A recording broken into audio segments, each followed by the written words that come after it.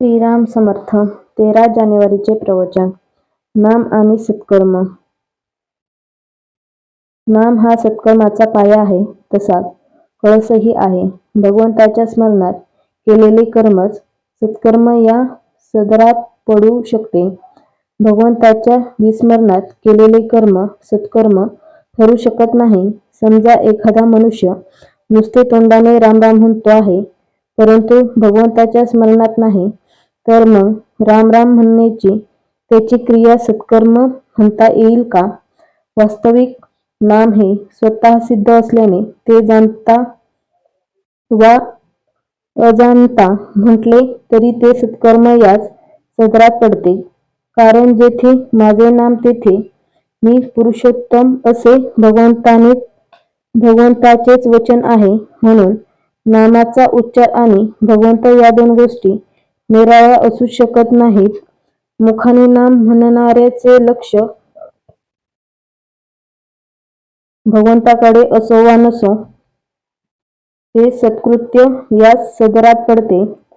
इतर कर्मे आणि नाम घेण्याचे कर्म यांत जो मोठा फरक आहे तो हाच की, इतर कर्मांना पूर्णत्व किंवा सत्यत्व नामाने येते, तर उलट पक्षी नाम आणि अपूर्णत्व या गोष्टी एकत्र संभवतच नाहीत.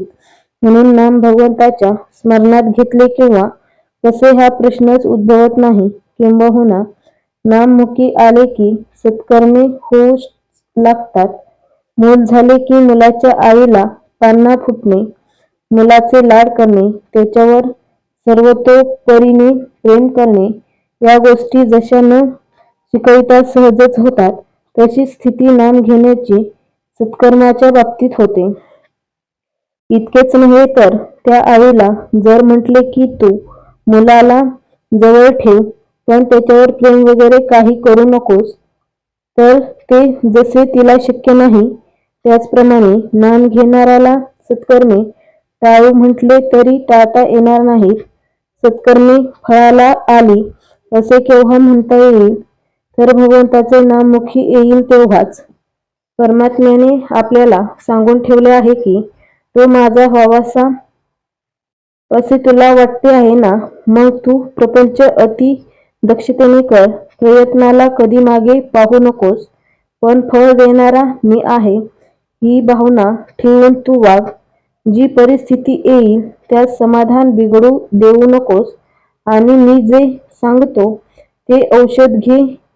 ते तुला सर्व रोगांतून मुक्त करील. आणि ते औषध जर कोणते असेल तर ते माझे नाम हे होय. त्या नामाचा खरोखर तुम्ही अभ्यास करा. तुम्ही सर्वांनी असा निश्चय करा की नामाशिवाय जगणे हे खरे नाही. नामाशिवाय जगू नये असे मला खरोखर मनापासून वाटते. नामावरची निष्ठा कसे काम करते हे निष्ठेने नाम घेणारालाच कळेल.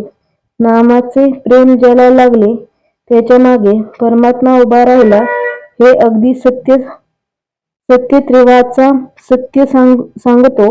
म्हणून आवडीने आणि प्रेमाने भगवंताचे नाम घ्या.